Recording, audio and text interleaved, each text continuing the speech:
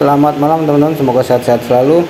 Kita mau sharing lagi, kita mau gunakan ozone oscillator teman-teman ya. Ozone oscillator, terus kemudian support and resistance, dan juga Quasimodo.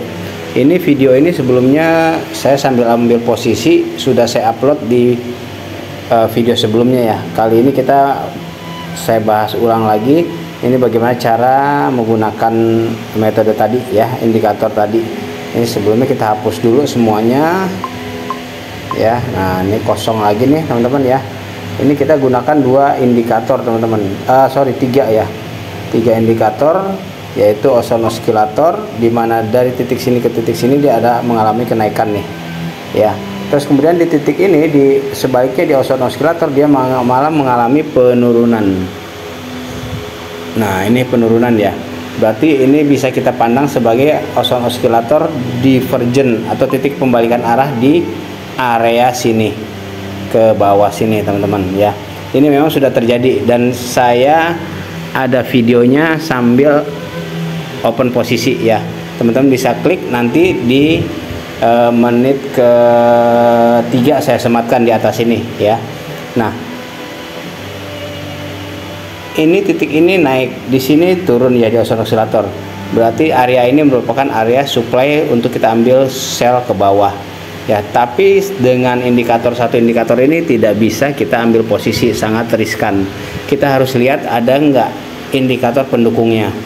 Kalau kita tarik garis di sini teman-teman nih ya, ini kita perbesar dikit nih. Nah, ini ya, ini ketemu di sini.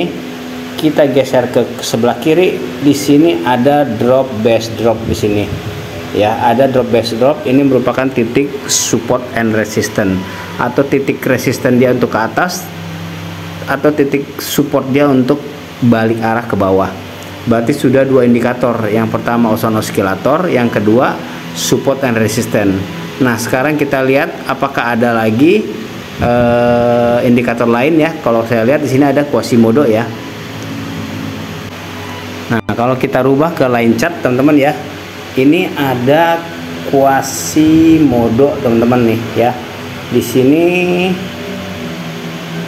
dari titik sini ke titik sini ini high to higher height ya, sedangkan di bawahnya itu ada low to lower low nih ya. Berarti di area ini teman-teman ya, kita bisa pandang sebagai ini area, di sini merupakan area supply ya. Nah, ini teman-teman nih ya, ini bisa kita pandang sebagai area supply.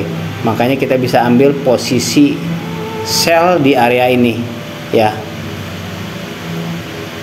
Dan ini memang terjadi ke bawah teman-teman ya, terjadi ke bawah sampai sini. Jadi itu cara menggunakan tiga indikator untuk kita ambil posisi ya teman-teman ya. Kita ambil posisi di sini ya. Ini di menit ke-3 nanti saya sudah sematkan tadi teman-teman ya. Teman-teman bisa lihat itu video saya sebelumnya sambil saya ambil posisi ya. Kita kemarin take profit di sini ya. Take profit sini ternyata dia masih turun ke bawah, tapi memang di sini ada retest kembali. Oke teman-teman, itu aja ya sharingnya cara menggunakan tiga indikator tadi ya untuk kita ambil posisi, dan ini memang terjadi ke bawah ya.